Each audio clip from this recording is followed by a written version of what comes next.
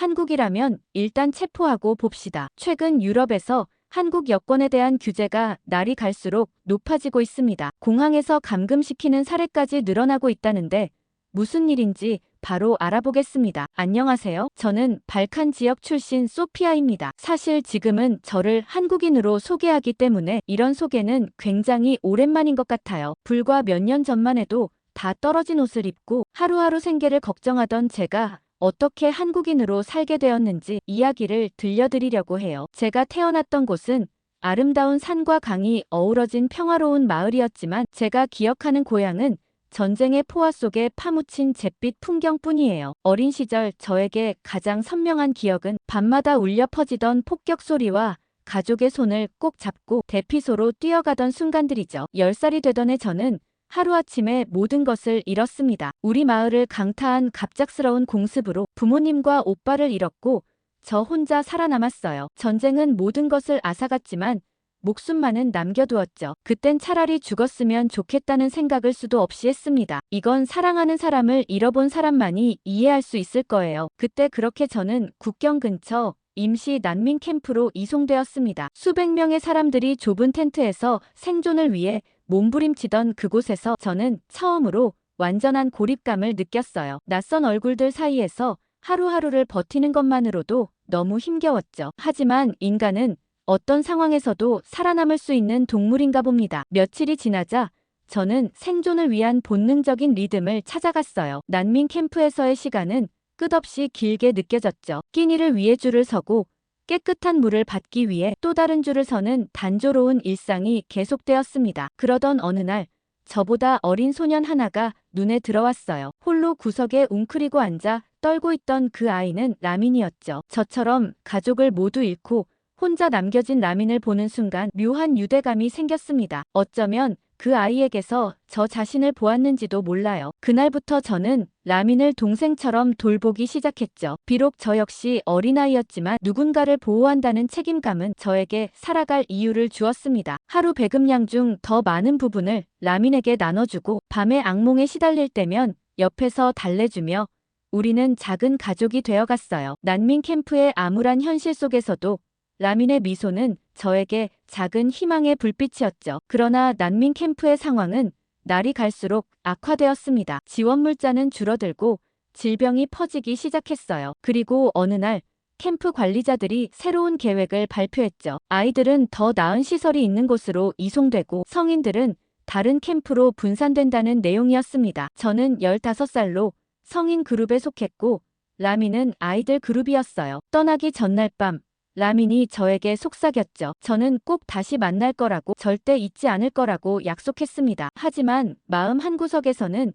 이것이 마지막 작별일지도 모른다는 두려움이 있었어요. 다음 날 아침 라민을 태운 버스가 먼지를 일으키며 떠나는 모습을 바라보는 것은 제게 또 다른 상실의 순간이었죠. 새로운 캠프에서의 삶은 더욱 고단했습니다. 여러 국적의 사람들이 모여 있었고 언어도 문화도 달랐어요. 저는 점점 미래에 대한 불안감에 시달렸죠. 난민 신분으로 어디에도 속하지 못한 채 이 캠프에서 영원히 살아야 할지도 모른다는 두려움이 엄습했습니다. 18이 되던 해 저는 결단을 내려야 했어요. 이대로 무기력하게 살 수는 없었죠. 그 즈음 캠프의 새로운 한 여성이 한국에 대한 이야기를 들려주었습니다. 한국은 빠르게 발전하는 나라이며 열심히 일하는 사람들에게 기회의 땅이라고 했어요. 그렇지만 저는 우리 같은 사람은 불법 체류밖에 방법이 없는 거 아니냐고 했어요. 하지만 그 여성은 외국인 노동자 프로그램을 통해 합법적으로 일할 수 있다고 말했고 그 말에 저는 희망을 품게 되었죠. 지구 반대편에 있는 낯선 나라였지만 그곳에서 새롭게 시작할 수 있다면 어떤 어려움도 감수할 준비가 되어 있었습니다. 물론 한국행을 결심하기까지 많은 고민이 있었어요. 언어도 모르고 문화도 다른 곳에서 과연 살아남을 수 있을까 하는 두려움이 컸죠. 하지만 현실은 분명했습니다. 이 캠프에 머무르는 한 미래는 없었어요. 그래서 저는 용기를 내어 난민 캠프에서 제공하는 해외 취업 프로그램에 신청했고 기적처럼 선발되었죠. 인천공항에 처음 발을 디뎠을 때의 감정은 아직도 생생합니다. 낯선 글자들, 들리지 않는 언어, 모든 것이 새롭고 혼란스러웠어요. 공항을 빠져나와 처음 마주한 한국의 밤거리는 화려한 네온 사인으로 가득했죠. 난민 캠프의 어둠과는 완전히 다른 세상이었습니다. 처음 배정받은 곳은 경기도 외곽의 작은 봉제 공장이었죠. 좁은 기숙사에 4명이 함께 생활했고 하루 10시간 이상 미싱 앞에 앉아 있어야 했습니다. 손가락은 바늘에 찔려 상처투성이가 되었고 허리는 항상 아팠어요. 하지만 저에게는 이것이 새 삶의 시작이었기에 불평할 수 없었죠. 공장에서의 일과는 매일 같았습니다. 아침 6시에 일어나 간단히 세수를 하고 작업복으로 갈아입은 후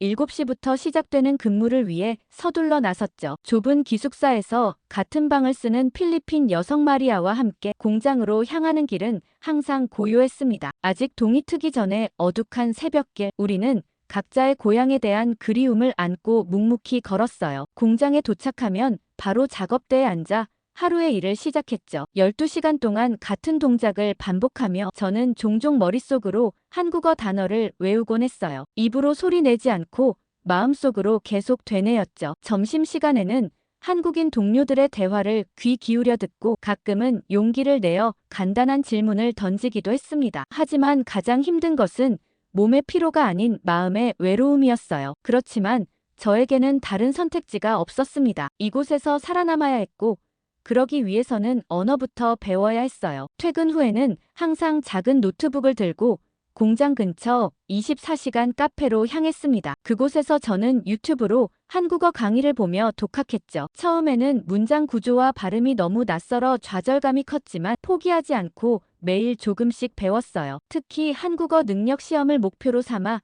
체계적으로 공부했습니다. 밤 11시가 넘어 기숙사로 돌아갈 때면 피곤함에 눈이 감겼지만 마음만은 뿌듯했죠. 그러나 속상한 일도 많이 있었어요. 특히 외국인 노동자에 대한 편견은 생각보다 깊었습니다. 길을 걸을 때 가끔 듣게 되는 외국인 노동자는 우리 일자리를 뺏는다라는 말 또는 불법 체류자 아니야?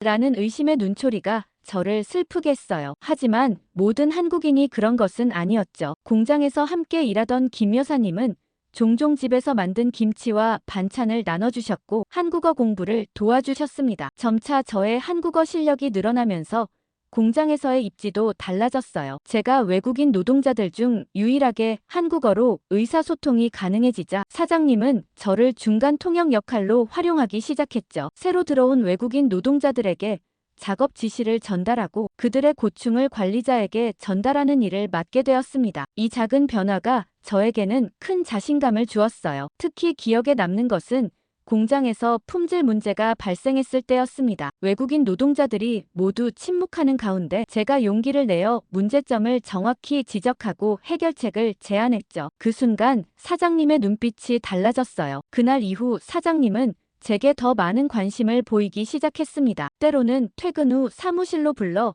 한국어 책을 선물해 주시고 한국 생활에 대해 조언해 주셨죠. 사장님은 언젠가 저에게 한국에서의 미래 계획을 물으셨어요. 그때 저는 솔직하게 제 상황을 말씀드렸습니다. 발칸 출신 난민으로서 한국에서 새 삶을 시작하려는 저의 간절함, 그리고 언젠가는 이 사회의 일원으로 인정받고 싶다는 꿈을 이야기했죠. 사장님은 오랫동안 생각에 잠기셨다가 저에게 뜻밖의 제안을 하셨습니다. 공장 일을 계속하면서 무역 업무를 배워보는 것이 어떻겠냐는 제안이었어요. 사장님의 말씀은 저에게 새로운 시야를 열어주었죠. 공장에서 생산하는 제품들이 해외로 수출되는 과정, 특히 유럽 시장에 대한 이야기를 들으며 저는 큰 가능성을 보았습니다. 제가 발칸 지역 출신이라는 배경이 오히려 장점이 될 수 있다는 사실을 깨달았어요. 서유럽 국가들의 문화를 이해하고 그들의 필요와 선호도를 파악할 수 있다면 한국 제품을 유럽에 소개하는 교두보 역할을 할 수 있을 것이라 생각했죠. 그 후로 저는 낮에는 공장에서 일하고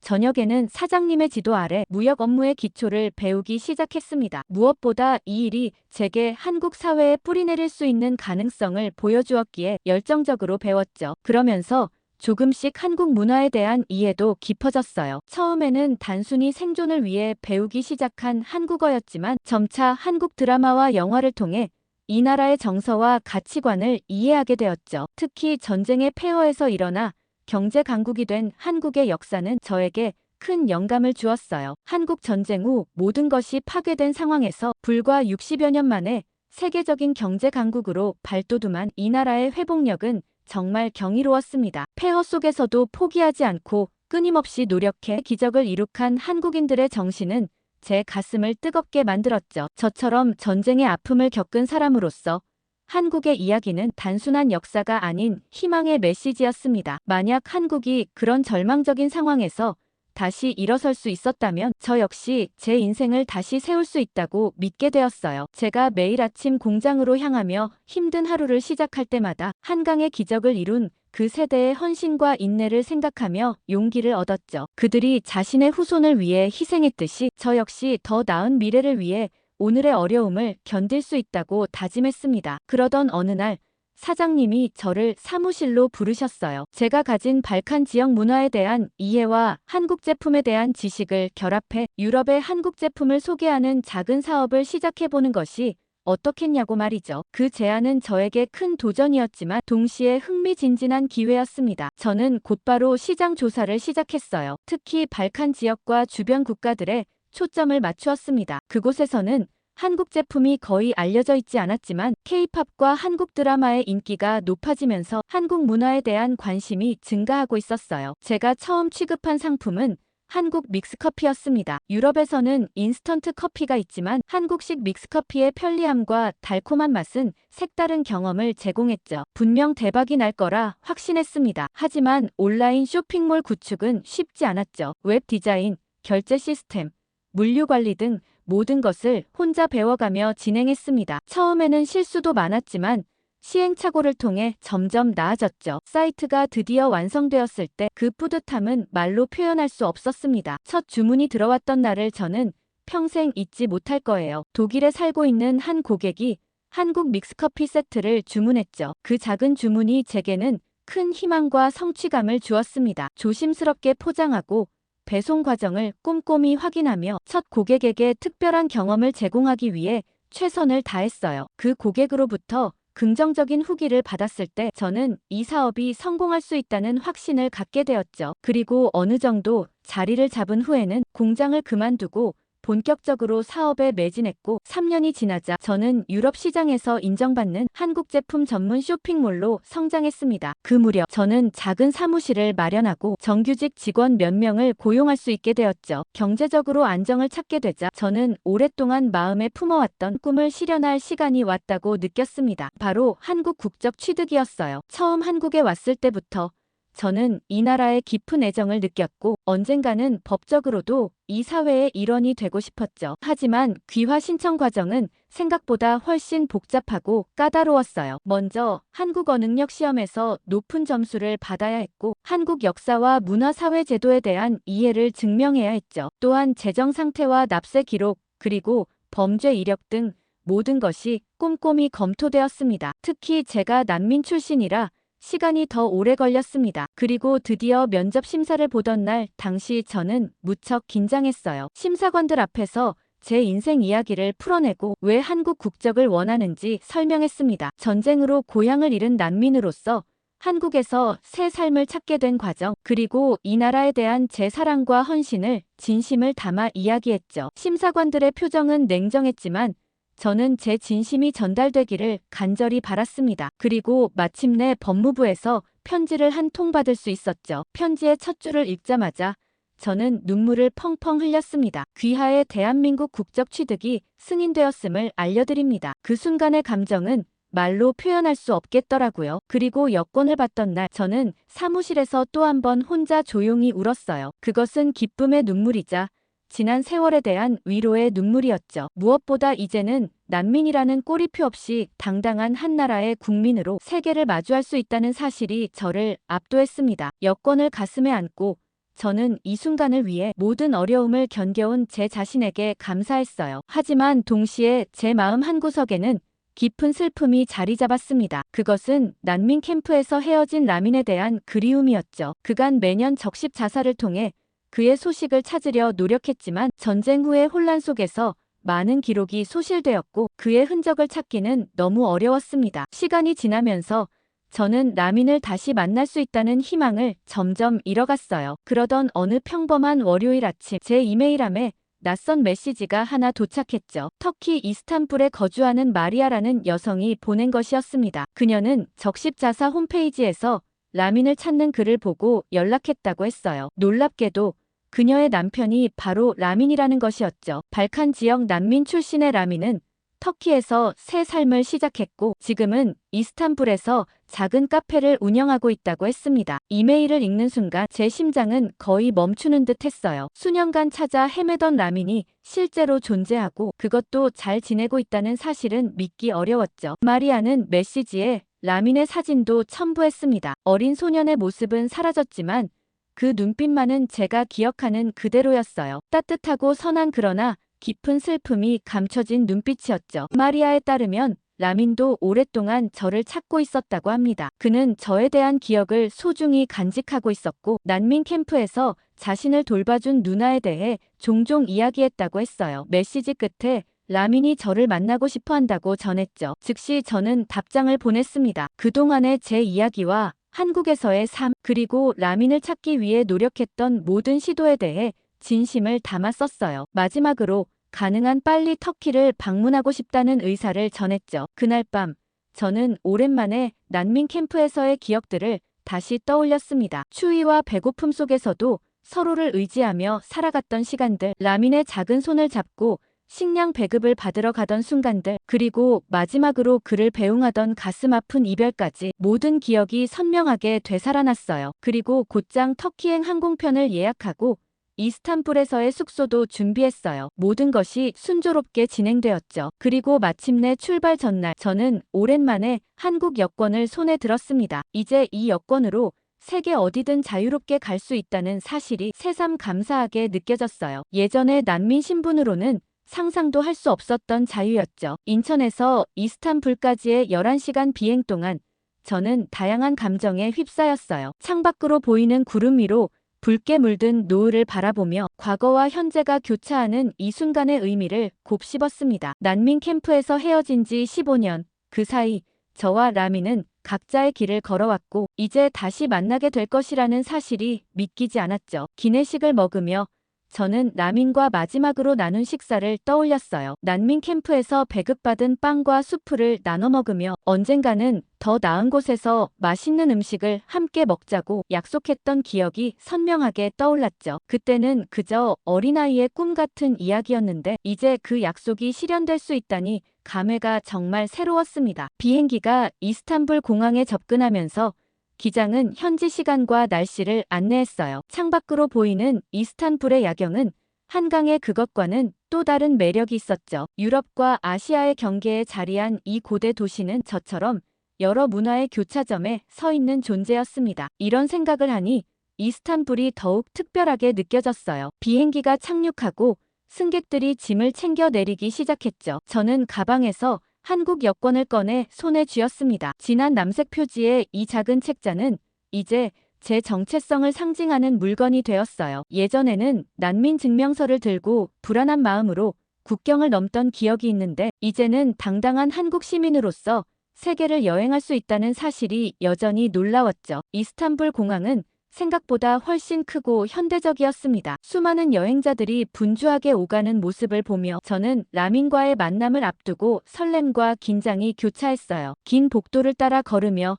저는 그가 어떻게 변했을지, 우리의 만남이 어떨지 상상했죠. 그가 저를 알아볼까? 우리는 여전히 예전의 유대감을 느낄 수 있을까? 이런 질문들이 머릿속을 맴돌았습니다. 출입국 심사대에 도착하자 제 심장 박동이 빨라졌어요. 여러 줄로 나뉜 심사대 앞에서 저는 가장 짧은 줄을 선택했죠. 앞에 선 사람들이 하나둘 심사를 마치고 지나가는 동안 저는 마음속으로 라민과의 재회 순간을 그려보았습니다. 공항 밖에서 그를 만나면 어떤 말부터 해야 할지, 어디서 식사를 하면 좋을지 계획하며 시간을 보냈어요. 마침내 제 차례가 되어 심사대로 다가갔죠. 터키 출입국 관리 직원은 무표정한 얼굴로 제게 여권을 요청했습니다. 저는 자신감 있게 한국 여권을 건넸어요. 평소처럼 간단한 질문과 스탬프만 찍으면 끝날 거라고 생각했죠. 하지만 상황은 예상과 달리 흘러갔습니다. 직원은 제 여권을 받아 펼치고 인적사항 페이지를 꼼꼼히 살펴보기 시작했어요. 그의 눈이 출생지 항목에 머무는 것을 느낄 수 있었죠. 발칸 지역 출신이라는 기록과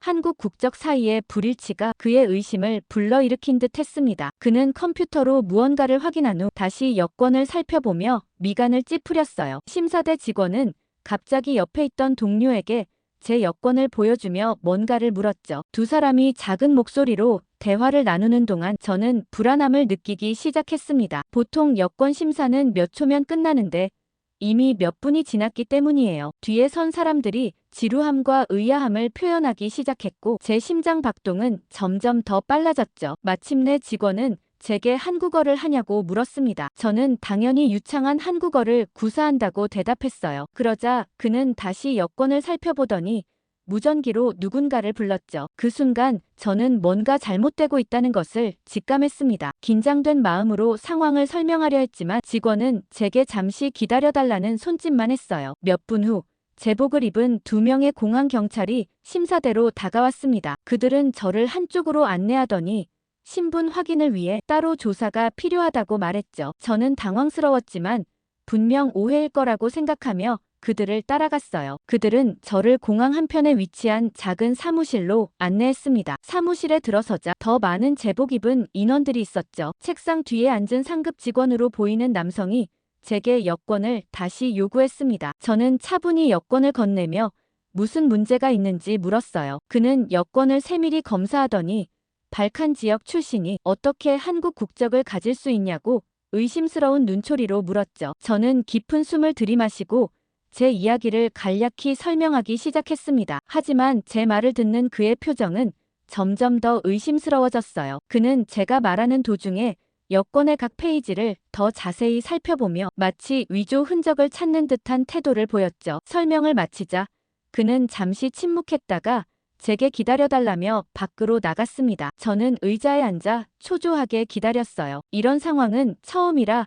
어떻게 대처해야 할지 몰랐죠. 한국 대사관에 연락해야 할까? 아니면 라민에게 먼저 연락해서 상황을 알려야 할까? 여러 생각이 머릿속을 스쳤습니다. 약 20분 후 그 상급 직원이 돌아왔어요. 이번에는 그와 함께 더 많은 서류를 가지고 온 다른 직원도 있었죠. 그들은 제게 더 많은 질문을 던지기 시작했습니다. 한국어로 된 간단한 문장을 읽어보라고 하거나 한국의 문화와 역사에 관한 질문을 했어요. 저는 당황했지만 최대한 차분하게 모든 질문에 답했죠. 제가 진짜 한국인이라는 것을 증명하기 위해 안간힘을 썼습니다. 그러나 그들의 의심은 줄어들지 않았어요. 한 직원이 제게 다른 신분증이나 증명서가 있느냐고 물었죠. 하지만 그런 것들이 있을 리 없었죠. 그러자 그들은 서로 터키어로 대화를 나누며 저를 마치 범죄자처럼 대했습니다. 그러면서 그들은 제 신원에 의심이 간다며 더 철저한 조사를 위해 저를 공항 내 특별신문실로 이동시키겠다고 했어요. 그 말을 듣는 순간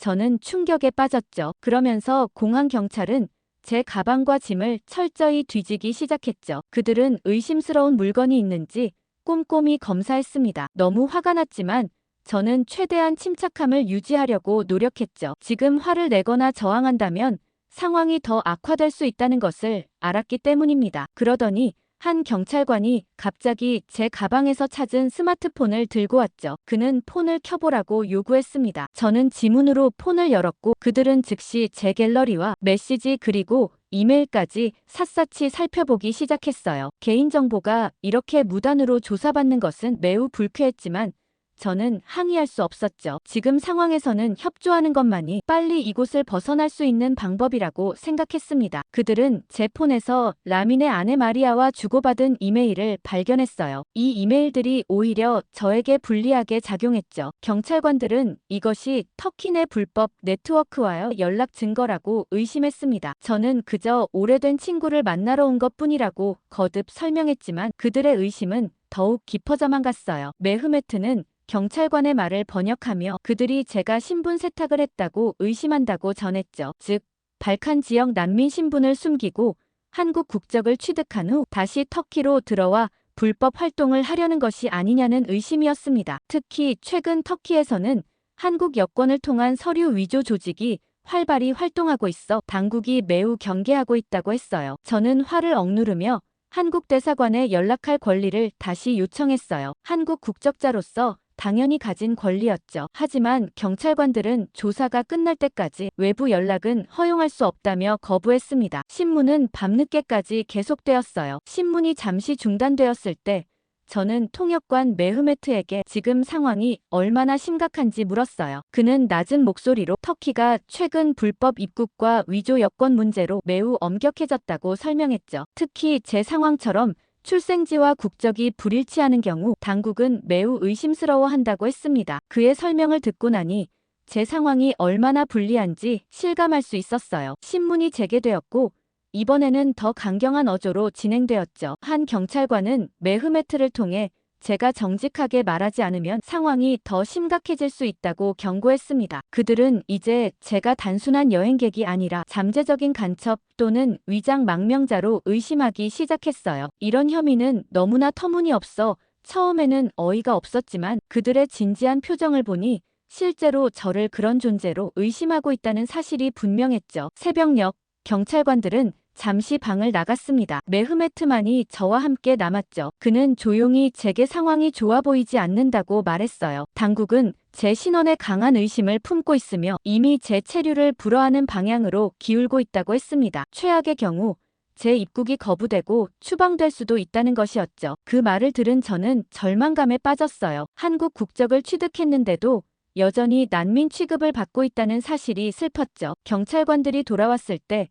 그들은 저에게 최종 결정을 통보했습니다. 제 신원이 확실히 확인될 때까지 저는 공항 내 임시 구금 시설에 머물러야 한다는 것이었죠. 체포나 다름없었습니다. 그래서 저는 구금 시설로 이동하기 전 마지막으로 한국 대사관에 연락할 기회를 요청했어요. 이번에는 경찰관들이 잠시 고민하더니 짧은 통화를 허락했죠. 그들은 제 전화기를 돌려주었고 저는 급히 한국 대사관 긴급 연락처를 찾아 전화를 걸었습니다. 다행히 전화가 연결되었고 저는 빠르게 상황을 설명했어요. 대사관 당직자는 제 이름과 여권 번호를 기록한 후 최대한 빨리 도움을 주겠다고 약속했습니다. 그 짧은 통화는 저에게 작은 희망을 주었지만 여전히 불안감을 완전히 떨쳐낼 수는 없었죠. 통화가 끝나자마자 경찰관들은 제 전화기를 다시 압수했어요. 그리고 저를 공항 내 다른 구역으로 이동시켰습니다. 긴 복도를 지나 도착한 곳은 여러 개의 작은 방이 있는 시설이었죠. 그들은 저를 그중 한 방으로 안내했습니다. 방 안에는 간이 침대 하나와 화장실이 전부였어요. 문이 닫히고 자물쇠 소리가 들렸을 때 저는 진정한 의미의 구금 상태가 되었음을 실감했죠. 밤새 잠을 이루지 못한 채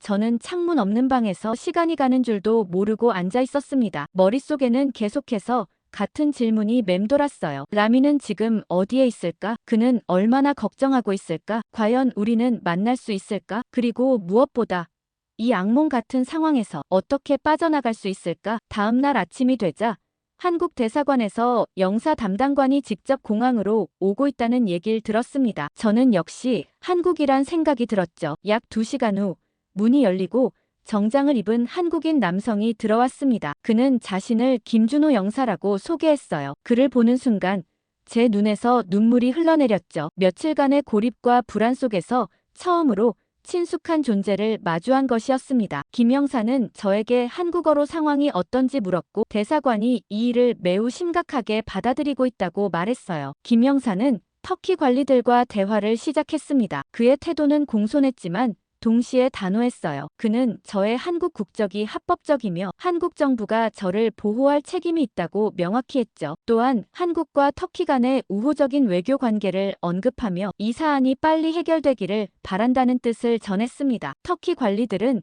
처음에는 방어적인 태도를 보였어요. 그들은 위조 여권 문제가 심각하다는 점을 거듭 강조했고 제 경우가 의심스러운 점이 많다고 주장했죠. 특히 발칸 출신이 한국 국적을 취득한 것이 매우 이례적이라는 점을 지적했습니다. 하지만 김 영사는 차분하게 제 귀화 과정이 합법적이었으며 이는 한국법에 따라 완전히 유효하다고 설명했어요. 대화가 영어와 터키어로 오가는 동안 저는 한쪽에서 조용히 기다렸습니다. 김 영사의 확고한 태도와 외교적 압박이 효과를 발휘하고 있다는 것을 느낄 수 있었어요. 터키 관리들의 표정이 점차 변하기 시작했고 그들 사이에서 낮은 목소리로 대화가 오갔죠. 그때 갑자기 문이 열리며 터키 공항 보안 총책임자로 보이는 사람이 급하게 들어왔습니다. 한국 대사관에서 직접 대사가 터키 외무부에 항해 전화를 걸었다는 소식을 듣고 상황을 파악하러 온 것이었어요. 그는 경찰관들을 보며 즉각 저를 풀어주라며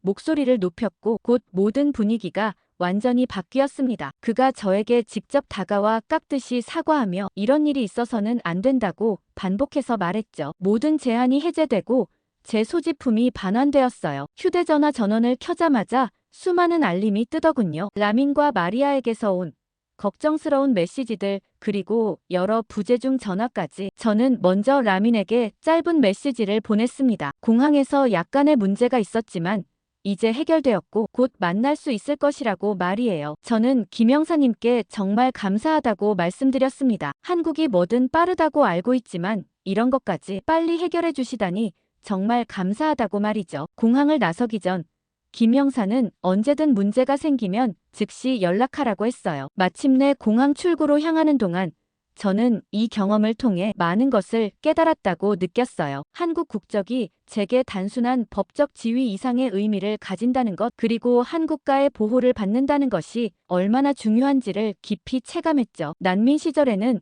저를 보호해줄 국가가 없었기에 이런 상황에서 완전히 무력했을 것입니다. 하지만 이제는 달랐어요. 한국이라는 강한 나라가 제 뒤에 서 있었고 그 힘이 저를 자유롭게 해주었죠. 오늘 사연의 주인공에게 응원의 댓글 많이 달아주시고 구독과 좋아요 꾹 눌러주세요. 감사합니다.